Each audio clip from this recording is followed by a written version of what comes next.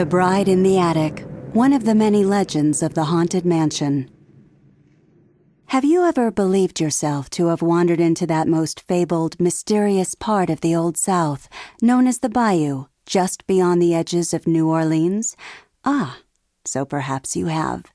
And perhaps, in the spirit of adventure, you might have strayed away from the bustle of its French colonial streets, away from the charming, the everyday, the world of logic and knowingness, and accidentally stumbled after a spell upon a set of high wrought iron gates, protecting, hiding one of the bayou's deepest mysteries. If you have, then you know the place of which I speak.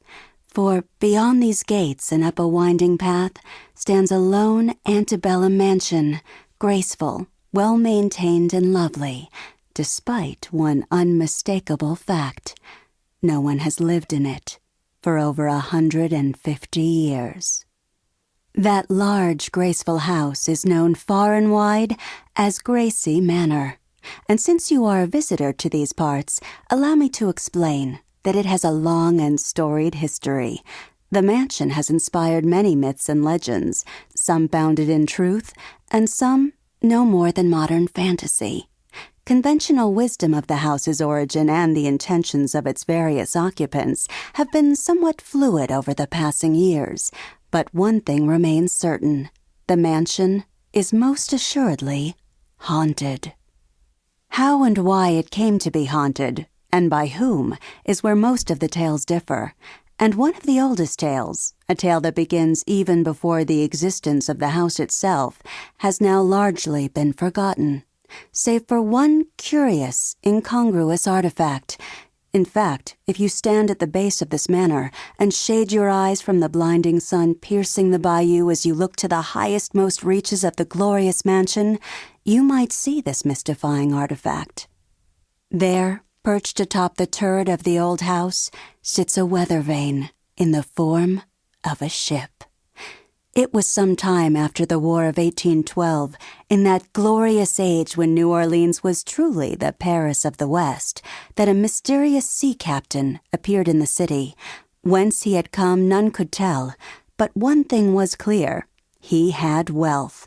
Even in this city of 100,000 people, the richest city in America at the time, the sea captain had enough wealth to stand out among his peers.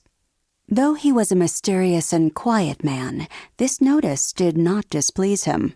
In fact, he went out of his way to ingratiate himself into the upper strata of New Orleans society. He began to make appearances at the functions of the most noteworthy families in the city. Just as the sea captain started to make his forays into polite society, rumors began to swirl. No one seemed to know exactly where he, and more importantly, his money, had come from. There were some that hinted that his wealth may have come from sources less than honest. There were some even, once the sea captain was hours gone, for they feared to say so anywhere near his imposing presence, that intimated that he had been nothing less than a bloodthirsty pirate, a compatriot of Jean Lafitte himself. But as much as they wondered, no one ever dared to ask the captain about his lineage directly. The sea captain was an arresting figure, and never more so than when he engaged someone in conversation, which is not to say that he was intimidating, for this is not entirely correct. It was more of a seductive, menacing charm, an effect that was never more pronounced than the evening when the captain introduced himself to one of the most noteworthy noblemen of New Orleans.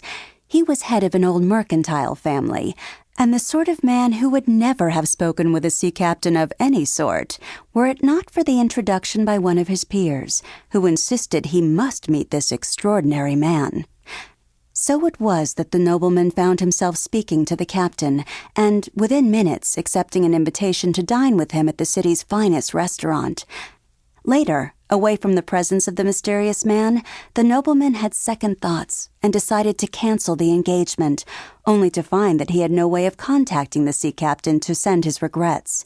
As a gentleman, he had no choice but to keep his appointment the following night. Over a dinner of the finest delicacies the city had to offer, the nobleman was swayed again by the charming captain, so much so that he forgot all about his earlier intentions to extricate himself from the acquaintance, and even went so far as to arrange for the captain to come and call upon the nobleman's house the following day. And so it was that the captain came to lay eyes upon the most beautiful woman he had ever seen, the nobleman's daughter. The nobleman's only daughter was a mysterious creature herself, praised in public because of her unparalleled beauty, and gossiped about in private because of her complexion, for she did not have the lily-white skin of the rest of her family, and there were rumors that she was in fact of mixed race. Perhaps, it was whispered, the illegitimate child of one of her father's many servants. These rumors, however, did nothing to prevent the most eligible bachelors from seeking her hand in marriage. The captain never spoke a word to her during his visit to the nobleman's house, only once just catching a glimpse of her while having cigars and brandy with the nobleman in the drawing-room. The nobleman had, of course, hoped to keep her safely ensconced in the upstairs rooms while the dark stranger was about, but his daughter had a will of her own, and so she crept to the door of the drawing-room and briefly locked eyes with the mysterious man of the sea. From that moment on, they were both deeply in love. It was to the nobleman's surprise and dismay that the captain sent word the following day that he would like to court his daughter. His reservations were tempered, however, by the wondrous gift of gold and jewels that accompanied the request, an offering of good faith from the captain to the nobleman. And so, in spite of the fact that he had already offered the hand of his daughter to the son of another New Orleans society family, the nobleman agreed. The courtship was very staid and proper, as was the custom of the time, but it was, even by modern standards, extremely short. In fact, after only one visit on the veranda with the daughter, surrounded by the usual phalanx of chaperones, the captain asked the nobleman for permission to marry his daughter. This was most unexpected, and the nobleman was caught quite off guard. Not wanting to confess that he had already promised her hand to another, he simply said, "Sir, you may be a man of some wealth and station, but my daughter is descended from great nobility and is heir to a great fortune. What could a sea captain, even one such as yourself, possibly offer her?" The captain was not fazed by the affront. He simply replied, "There is nothing that I will not provide for your daughter, sir. What can I do to show you that, in marrying me, she will live like a queen?" The father hesitated, and then, fixed by the hypnotic gaze of the captain, and intrigued by what the limits of the captain's wealth might be, he said, "If you can build for her the grandest mansion in all of New Orleans, I will reconsider your request." Thus did the construction of that most famous of mansions begin. The captain had been secretly buying up large parcels of land just outside the city, mostly swampland and bayous that bordered the sea. It was here that he broke ground on what was to be the most legendary, admired, and talked about home New Orleans had ever seen. It was an enormous undertaking, and a veritable army of artisans were seen marching into the swamplands to work the land. The sounds of hammering and sawing could be heard late into the night. The location, the captain had said, was chosen because of his love of the water, but there were many who believed it had more to do with the captain's desire to keep his comings and goings known only to the night creatures of the swamp. When the daughter was invited, along with her father, to see the beginnings of the glorious mansion, she was spellbound.